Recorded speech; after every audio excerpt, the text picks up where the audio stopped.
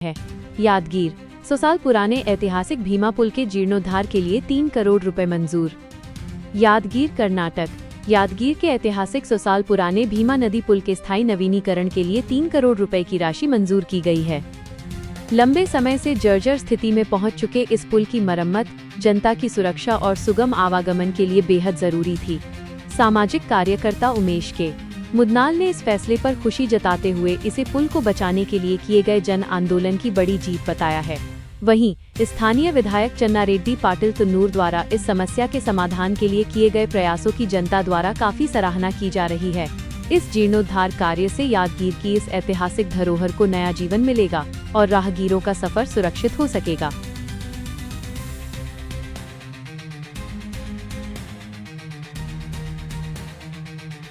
ನಲವತ್ತು ವರ್ಷಗಳಿಂದ ಯಾದಗಿರಿಯಲ್ಲಿ ಸೇವೆ ಸಲ್ಲಿಸುತ್ತಿರುವ 100 ಹಾಸಿಗೆಗಳ ವೀರಬಸಂತ್ ರೆಡ್ಡಿ ಮುದ್ದಾಳ್ ಮಲ್ಟಿ ಸ್ಪೆಷಾಲಿಟಿ ಆಸ್ಪತ್ರೆ 1 ಲಕ್ಷಕ್ಕೂ ಹೆಚ್ಚು ಯಶಸ್ವಿ ಶಸ್ತ್ರಚಿಕಿತ್ಸೆ ಮಾಡಿದೆ।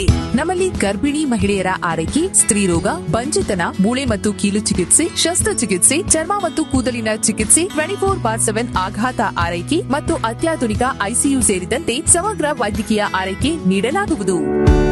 ಹೆಚ್ಚಿನ ಮಾಹಿತಿಗಾಗಿ ಸಂಪರ್ಕಿಸಿ ವೀರಬಸಂತ್ ರೆಡ್ಡಿ ಮುದ್ನಾಳ್ ಮಲ್ಟಿ ಸ್ಪೆಷಾಲಿಟಿ ಆಸ್ಪತ್ರೆ, ಶುಭಂ ಪೆಟ್ರೋಲ್ ಬಂಕ್ ಹಿಂದಗಡೆ, ಯಾದಗಿರಿ। ಕರೆ ಮಾಡಿ 9483469977।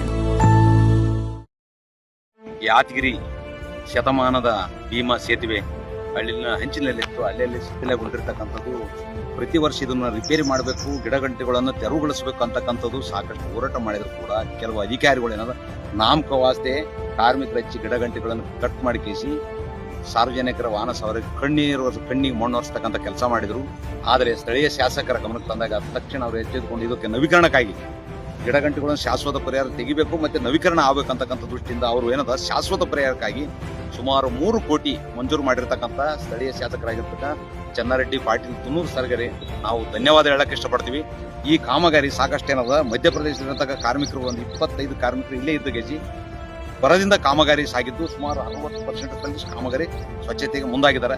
ಇನ್ನೂ ಒಂದು ವಾರ 15 ದಿವಸದಲ್ಲಿ ಸಂಪೂರ್ಣ ಇದು ನವೀಕರಣಕ್ಕೆ ಮಾಡತಕ್ಕಂಥ ಕೆಲಸ ಶಾಸಕರು ಮುಂದಾಗಿರ್ತಕ್ಕಂಥ ಈ ಭಾಗದಾಗ ಸಂಚರಿಸತಕ್ಕಂಥ ವಾಹನ ಸವಾರರಿಗೂ ಮತ್ತು ಪರವಾಗಿ ನಮ್ಮ ಜಿಲ್ಲೆ ಜನತೆ ಪರವಾಗಿ ಸ್ಥಳೀಯ ಶಾಸಕರಿಗೆ ಮತ್ತು ಜಿಲ್ಲಾಡಳಿತಕ್ಕೆ ನಾನು ಧನ್ಯವಾದ ಹೇಳಕ್ಕೆ